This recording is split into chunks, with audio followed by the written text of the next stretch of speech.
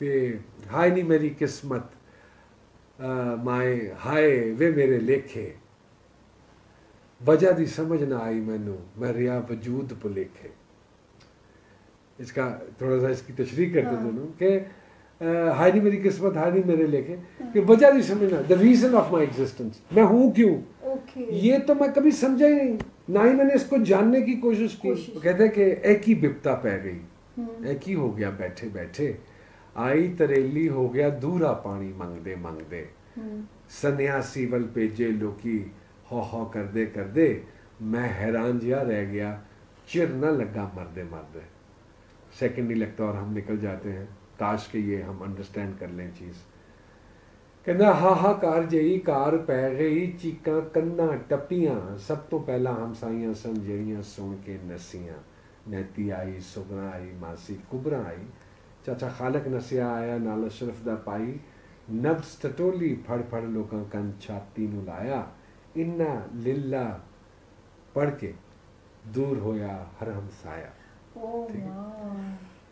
इन्ना लिल्ला पढ़ के दूर होया हट गया हर हमसाया।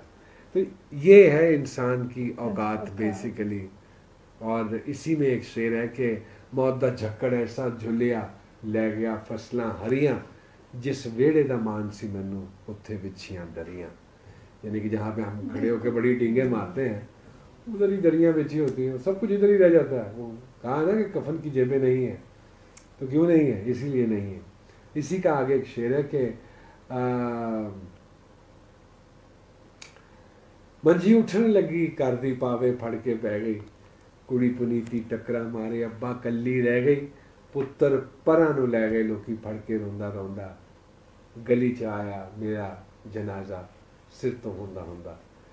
जब लाउंज से हम गली में लेके जा, अजाब लुत्फ दा हाथ फड़ा के पासे हुई जान, कि लुत्फ का अजाब हाथ में पकड़ा के जान तो साइड में हो जाती है।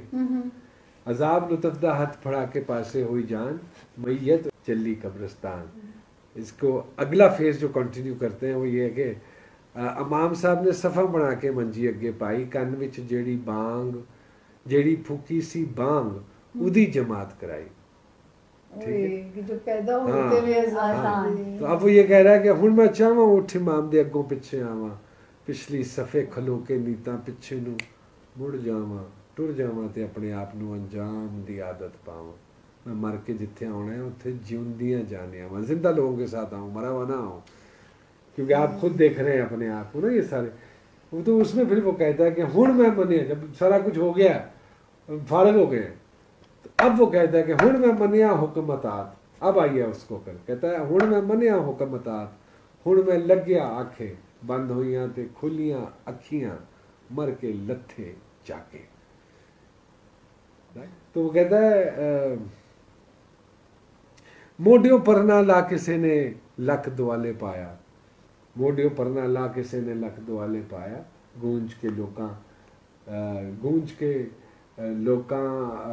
गूंज के कलमा पढ़िया लोकां लहद विच लमकाया, मेरा हाकिम मेरा कामा मेरे काम कोई ना आया, मैं रह गया कलम कल्ला, अपना आप तो जो वर्ताया। तो आप अपनी डीड्स लेके जा रहे हैं साथ। तो इसकी अक्कासी इतने खूबसूरत तरीके से की